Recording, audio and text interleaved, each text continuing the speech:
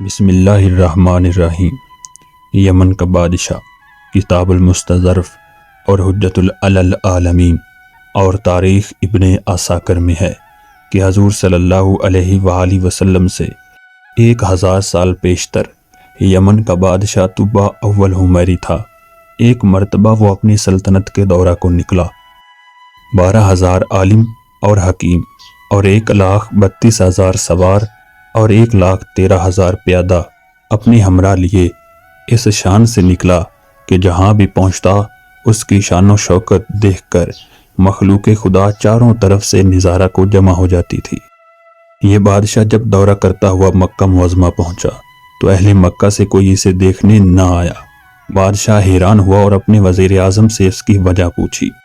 تو اس نے بتایا کہ اس شہر میں ایک گھر ہے جسے بیت اللہ کہتے ہیں، اس کے اور اس کے خادموں کی جو یہاں کے باشندے ہیں تمام لوگ بے حد تعظیم کرتے ہیں، اور جتنا آپ کا لشکر ہے اس سے کہیں زیادہ دور و نزدیک کے لوگ اس گھر کی زیارت کو آتے ہیں اور یہاں کے باشندوں کی خدمت کر کے چلے جاتے ہیں، پھر آپ کا لشکر ان کے خیال میں کیوں آئے؟ یہ سن کر بادشاہ کو غصہ آیا اور قسم کھا کر کہنے لگا کہ میں اس گھر کو کھدوا دوں گا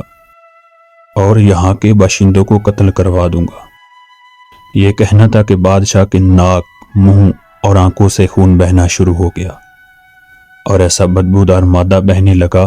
کہ اس کے پاس بیٹھنے کی بھی کسی کو طاقت نہ رہی۔ اس مرض کا علاج کیا گیا مگر افاقہ نہ ہوا۔ شام کے وقت بادشاہ کے ہمراہی علماء میں سے ایک عالم ربانی تشریف لائے اور نبض دے کر فرمایا، مرض آسمانی ہے اور علاج زمین کا ہو رہا ہے۔ اے بادشاہ، آپ نے اگر کوئی بری نیت کی ہے تو فوراً اس سے توبہ کیجیے۔ بادشاہ نے دل ہی دل میں بیت اللہ شریف اور خدام کعبہ کے متعلق اپنے ارادہ سے توبہ کی۔ توبہ کرتے ہی اس کا وہ خون اور مادہ بہنا بند ہو گیا، اور پھر صحت کی خوشی میں اس نے بیت اللہ شریف کو ریشمی غلاف چڑھایا اور شہر کے ہر باشندے کو 7 اشرفی اور 7 ریشمی جوڑے نظر کیے۔ پھر یہاں سے چل کر جب مدینہ منورہ پہنچا تو ہمراہی علماء نے جو کتب سماویہ کے عالم تھے وہاں کی مٹی کو سونگا اور کنکریوں کو دیکھا اور نبی آخر زمان کی ہجرت گاہ کی جو علامتیں انہوں نے پڑھی تھیں ان کے مطابق اس سرزمین کو پایا تو باہم عہد کر لیا کہ ہم یہاں ہی مر جائیں گے مگر اس سرزمین کو نہ چھوڑیں گے۔ اگر ہماری قسمت نے یاوری کی تو کبھی نہ کبھی جب نبی آخر زمان صلی اللہ علیہ وسلم یہاں تشریف لائیں گے ہمیں بھی زیارت کا شرف حاصل ہو جائے گا، ورنہ ہماری قبروں پر تو ضرور ہی کبھی نہ کبھی ان کی جوتیوں کے مقدس خاک اڑ کر پڑ جائے گی جو ہماری نجات کے لیے کافی ہے۔ یہ سن کر بادشاہ نے ان عالموں کے واسطے 400 مکان بنوائے اور اس بڑے عالم ربانی کے مکان کے پاس حضور صلی اللہ علیہ وآلہ وسلم کی خاطر 1-2 منزلہ عمدہ مکان تیار کرایا اور وصیت کر دی کہ جب آپ تشریف لائیں تو یہ مکان آپ کی آرام گاہ ہوگی، اور ان 400 علماء کی کافی مالی امداد بھی کی اور کہا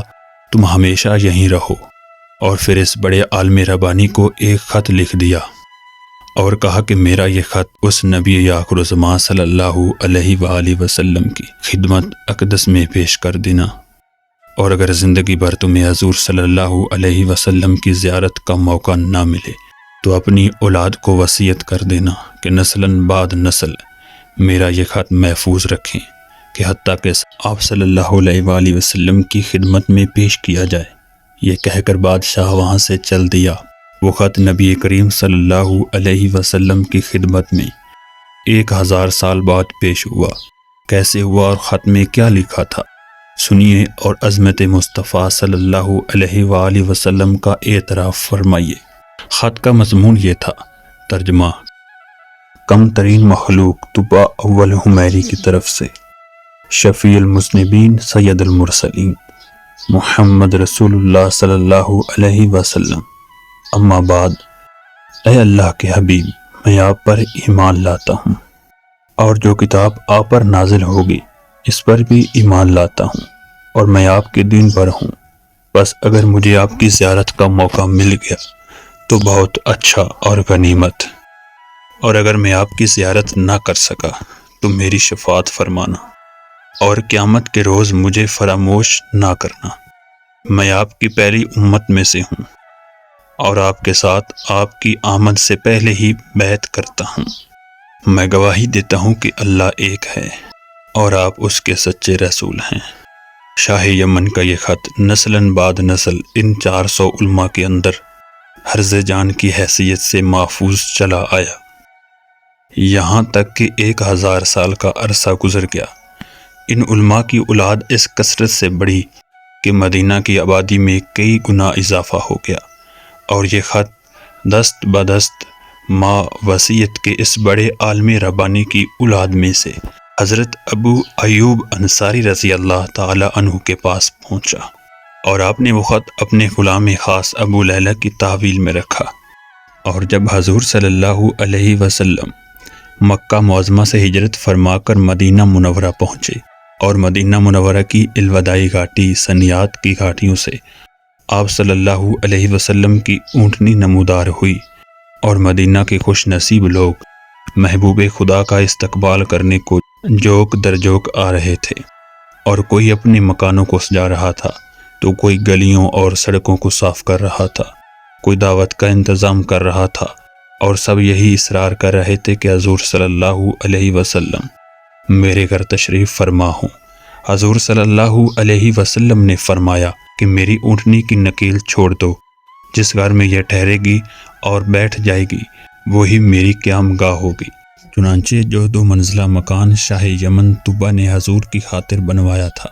وہ اس وقت حضرت ابو ایوب انصاری رضی اللہ تعالی عنہ کی تعویل میں تھا۔ اسی میں حضور صلی اللہ علیہ وسلم کی اونٹنی جا کر ٹھہر گئی۔ لوگوں نے ابو لیلہ کو بھیجا کہ جاؤ حضور کو شاہ یمن کا خط دے آؤ۔ جب ابو لیلہ حاضر ہوا تو حضور نے اسے دیکھتے ہی فرمایا، تو ابو لیلہ ہے؟ یہ سن کر ابو لیلہ حیران ہو گیا۔ حضور نے پھر فرمایا، میں محمد رسول اللہ ہوں۔ شاہ یمن کا جو میرا خط تمہارے پاس ہے، لاؤ وہ مجھے دو۔ چنانچہ ابو لیلہ نے وہ خط دیا، اور حضور صلی اللہ علیہ وآلہ وسلم نے پڑھ کر فرمایا، سہل بھائی طبہ کو آفریوں شاباش ہے۔ سبق: ہمارے حضور صلی اللہ علیہ وسلم کا ہر زمانے میں چرچا رہا، اور خوش قسمت افراد نے ہر دور میں حضور سے فیض پایا، اور آپ صلی اللہ علیہ وسلم اگلی پچھلی تمام باتیں جانتے ہیں۔ اور یہ بھی معلوم ہوا کہ حضور صلی اللہ علیہ وسلم کی آمد کی خوشی میں مکانات اور بازاروں کو سجانا اور مزین کرنا صحابہ کرام کی سنت ہے۔